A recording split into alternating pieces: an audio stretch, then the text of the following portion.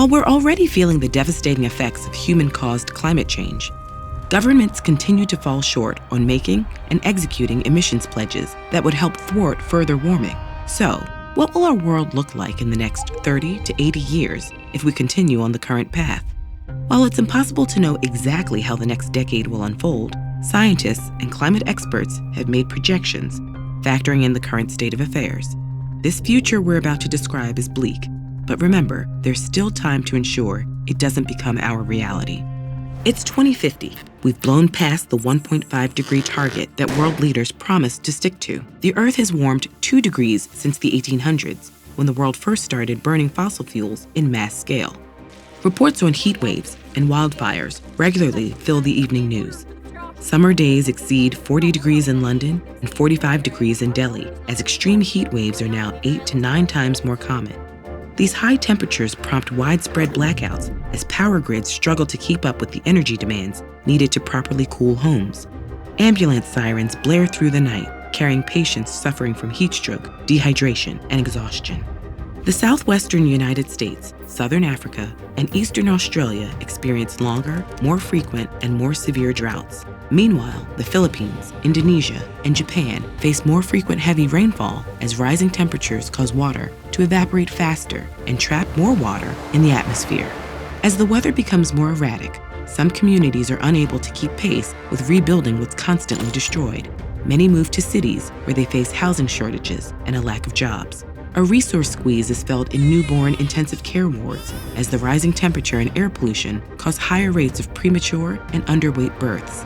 More children develop asthma and respiratory disease, and rates balloon in communities regularly exposed to forest fire smoke.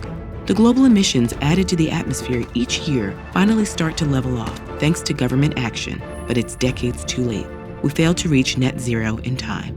As a result, by 2100, the Earth has warmed another 0.5 to 1.5 degrees. Over half of our remaining glaciers have melted. As the sea heats up, its volume increases due to thermal expansion. Together, this elevates sea level by well over a meter. Entire nations, like the Marshall Islands and Tuvalu, are uninhabitable, as large swaths of their islands are submerged. Some islands, like the Maldives, spend billions building interconnected rafts that house apartments, schools, and restaurants that float above its drowned cities. Resettled climate migrants in Jakarta, Mumbai, and Lagos are forced to abandon their homes once again as rising tides and extreme storms flood buildings and crumble infrastructure. Overall, 250 million people are displaced. Some affluent cities like New York and Shanghai attempt to adapt, elevating buildings and roadways. 10-meter-tall seawalls line the city's coasts. Children learn about extinct sea life which once inhabited the ocean's reefs, all of which have vanished thanks to rising surface water temperatures. Grocery prices skyrocket as food and water scarcity touch all communities. Fruits and products long grown in the tropics and subtropics rarely show up on shelves, as intense heat waves paired with increasing humidity make it deadly for farmers to work outdoors. Unpredictable heat waves, droughts, and floods cripple small-scale farmers in Africa, Asia, and South America, who previously produced 1/3 of the world's food. Hundreds of millions of people are pushed into hunger and famine.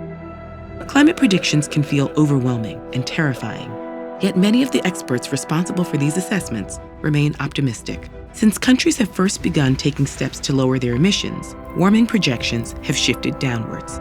In less than a decade, we've reduced our projected emission rates so that we're no longer on track to hit nearly 4 degrees of warming. Policies that invest in renewable energy sources, cut fossil fuel production, support electric transportation, protect our forests, and regulate industry can help mitigate the worst effects of climate change. But climate experts have also stressed that current policies and pledges don't go far enough in speed or scale. Enacting real change will require bold solutions, innovations, and collective action. There's still time to rewrite our future, and every 1/10 of a degree counts. For a look at a time when the global community banded together to achieve one goal, watch this video about what happened to that hole in the ozone layer, or visit ed.ted.com/earthschool for a list of impactful steps you and your community can take to preserve our planet.